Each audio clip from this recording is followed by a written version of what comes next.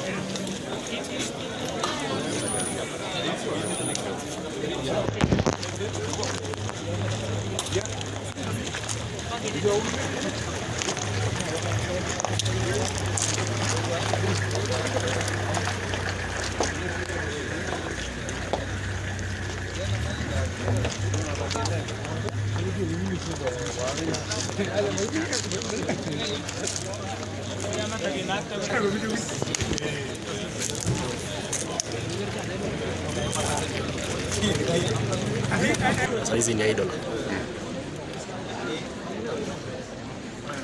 Haki ya Mungu. Ni ukweli. Anakuja kufanya nini hapa? Idol, ana kazi ya kufanya. Ana kazi ya kufanya.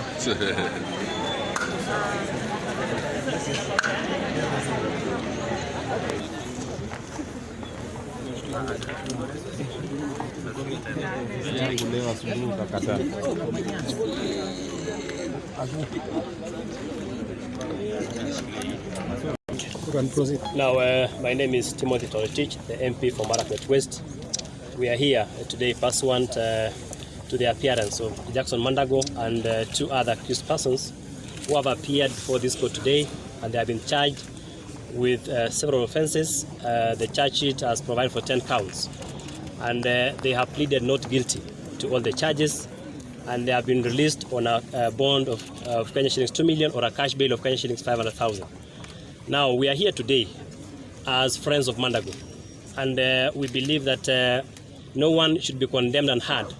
We believe that justice process will be able to filter out all the issues that have been out there. And we believe also that there must be fair hearing in all the issues. And we believe that Mandago has been prosecuted through social media, through mainstream media, and through the court of public opinion. We are happy that the charges have been read to him, and he has denied the charges. So let the court process take its course, and the court will be able to determine at the very end whether he is guilty or not. We sympathize with the parents. We sympathize with the students.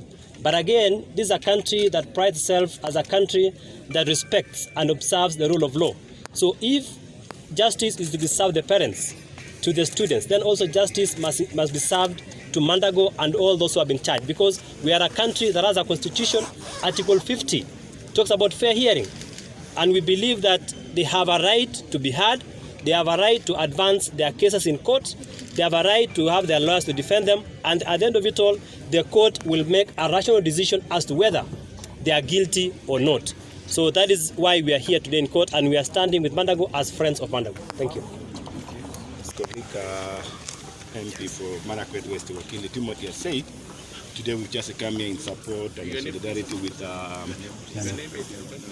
of course, my name is Honorable RUTO Julius, MP for Kisses.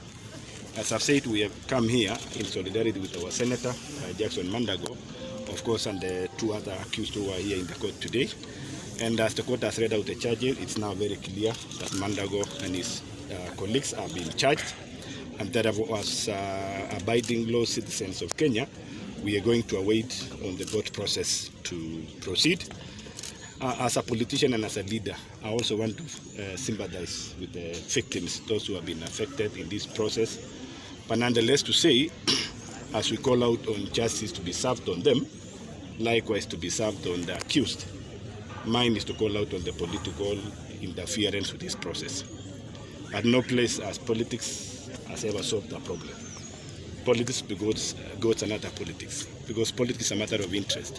What I want to call upon all the leaders, let's stay aside politics and develop the feelings for the victims, develop the feeling for the accused, so that in the long run we have a win-win situation where the victims will receive their fair judgment, they will receive their fair treatment, and the accused again will receive their fair judgment.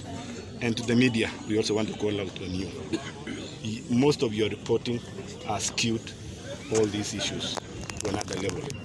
I saw media was reporting that the senator was apprehended in Eldoret. Then he was rushed to here at DCI office. But the facts and truth are different. That the senator, by his own volition, when he came to learn that he was being sought after, he came. In fact, even prior to this, he went to DCI headquarters to record a statement. And by yesterday, he opted out of the devolution conference where he was the host and came by himself to the DCI office here in Nakuru, and today he's here. So I want to ask the media, please also let's be concerned that we report facts that Kenyans will be able to follow up the truth and make the right judgment, so that we don't increase the political opinions from the public point of view, that we are going to render judgment that is far away from the facts and it will deny justice to the affected. So I want to say thank you so much, and to ask politics is here to come. Let us focus on development now as a region where we come from and as all country Kenya. Ours now is to look at the development for our people, those who gave us the mandate to serve them. The time for politics will come. Be it peace accession politics, be it what nature of politics to come. Let it come at its own time. For now, let us support the president and the deputy president to achieve the agenda and the plan that is given for Kenyans, especially us that we come from Kenya Kwanza.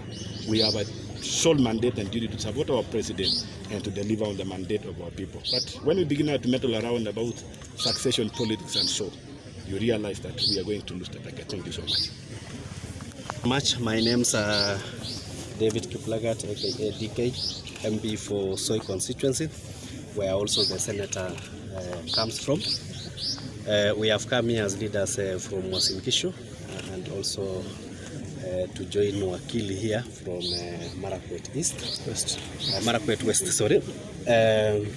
Purposely because Mandago is our senator, and we wanted to come and find out that everything is above board. We have followed the proceedings, and so far we are satisfied with how the case is going. What we want to say is that we should not have been here. Had we been leaders who could have listened and sat down and solved the issue. We believe that as leaders from Uasin Gishu, the program was purely managed from the county government of Uasin Gishu, and it behoved the county government of Uasin Gishu to have settled the issue, say that in case of any misappropriation, then the parents who are the victims should have been removed out of this equation. But because some people wanted to score political scores, we ended up stepping on the victims, and it's unfortunate that we are now here. And given that we are here, then we let the proceedings go. We only hope that they will be fair, they will be accountable, and they will be transparent to make sure that at the end of the day, victims get justice, and also the accused get justice. That is the most important that we need to guard, because it's an unfortunate situation that it was a small issue, but it ballooned into a national landscape. And I believe, as my colleagues have said,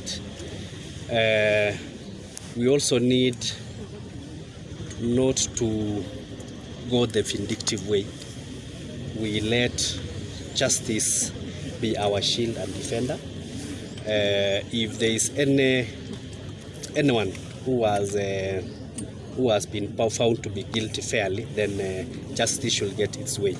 But we let us not politicize matters. Let us support our government. We have a plan that is, as Kenya Kwanza, we have a plan to deliver. Let us not sidetrack on issues that can be sorted amicably. And I believe if we are men and women as leaders of Uasin Gishu, these are issues soberly that can be sorted. So there's still room to, as the president has said, to make sure that at least the victims are taken care of, and also not to use the matter to settle political scores if they are any. So to the media, we urge you to fairly report on the case. I know there might be temptation here and there to balloon or to make capital out of it, but let the case, the way I have seen it inside there, I think the case is being handled fairly. I have seen hearing from both sides. I think each one wants to get the truth, but the only unfortunate case is that we have victims and also we have the accused, whom given time that issue could have been sorted, but given that now it has taken the legal way, we let the legal path give us the answers. But I believe as leaders from this region, we have to up our game and make sure that at least we work for the people for the time we have been given to work for the people, but to reduce the politics. Of finishing each other. I think it doesn't add any value for now. So may I, since we cannot go into deeper into to try to look at the case, because we shall, I think Wakili is here knows we cannot do so much as sub judice to the case. So may I end it there and wish that everyone who is involved gets a fair hearing. Thank you.